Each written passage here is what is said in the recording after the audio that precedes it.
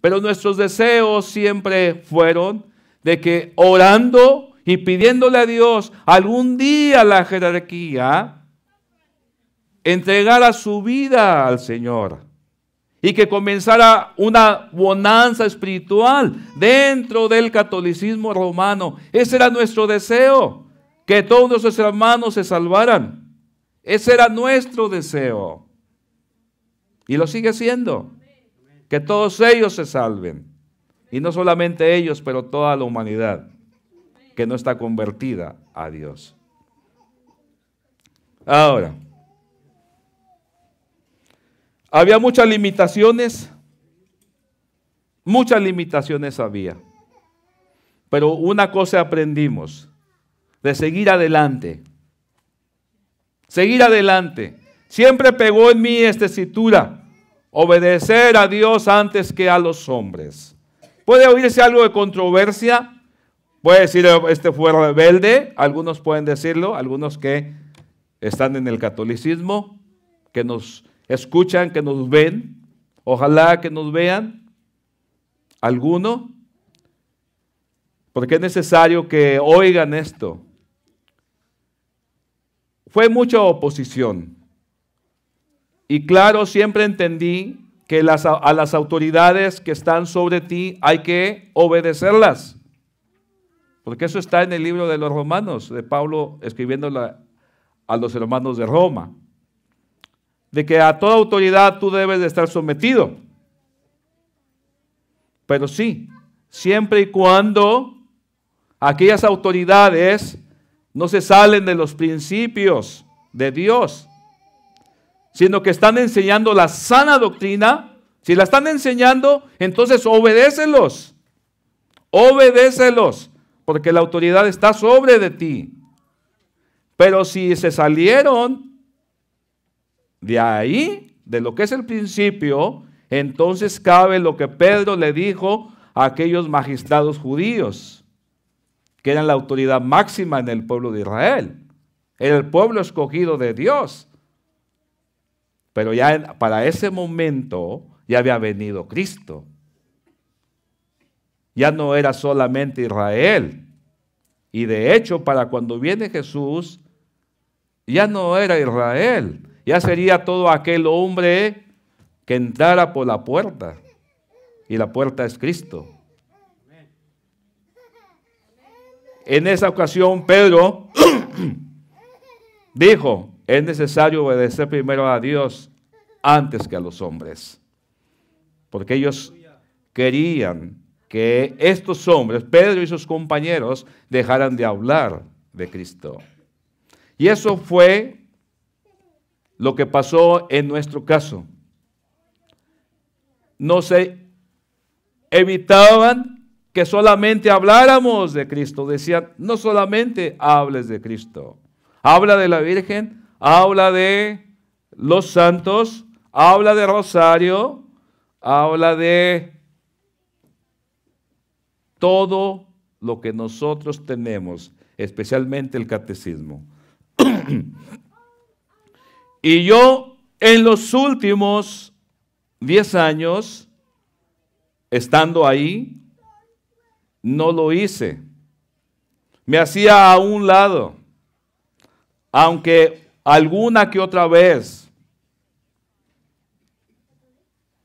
como dije, hubo limitaciones. Había algunas veces que yo no lo hacía, pero a veces yo mandaba a algunos que lo hicieran, o sea, como rosarios. Pero no iba yo ni mandaba a los hermanos que ya sabían más que no debían de hacerlo. Y todo eso, ¿verdad?, pasó hasta que el Señor me dijo: Francisco, no los mandes. Tú no vas, no los mandes. Entonces fue cuando empezamos a considerar salirnos de lo que es el catolicismo romano.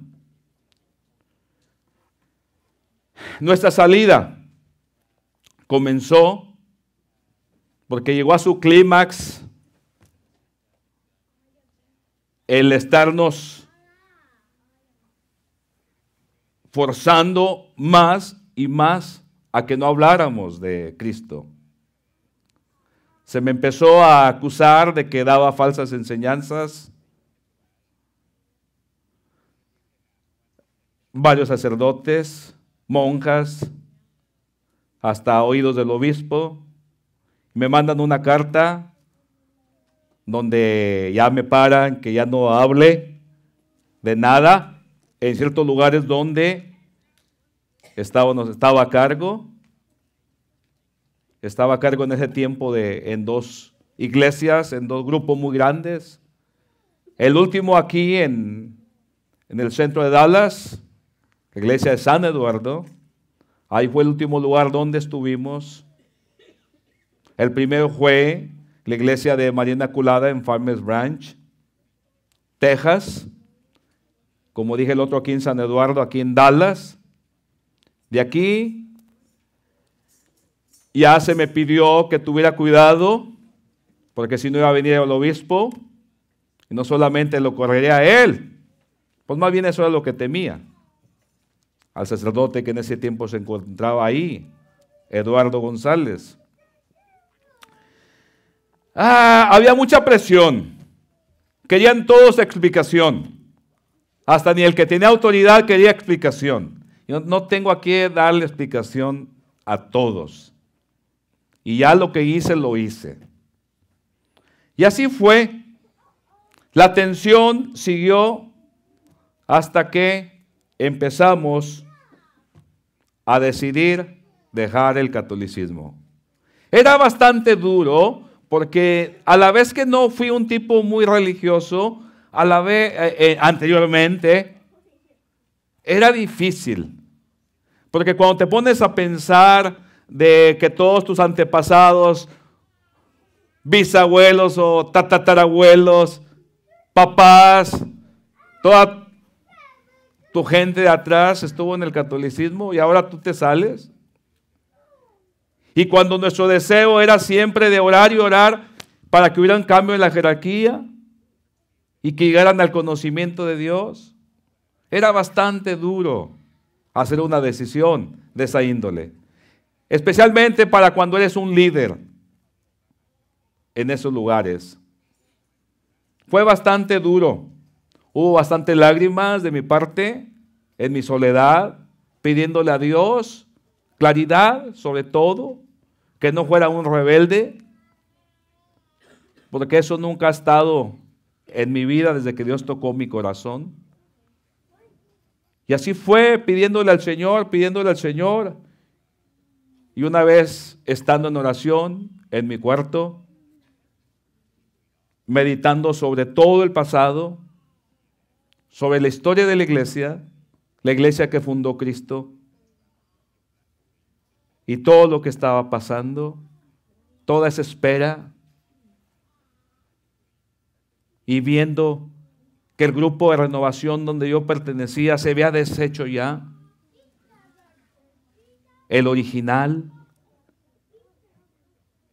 éramos bastantes, se había deshecho, andaban como ovejitas sin pastor todos aquellos y andan en la actualidad la mayoría de ellos. Muchos habiendo caído en adulterio, en fornicación hasta la fecha. Muchos dejaron sus esposas y viceversa. Viendo todo eso, viendo que a nuestros chicos les enseñaban puro catecismo, pero les negaban la Santa Escritura.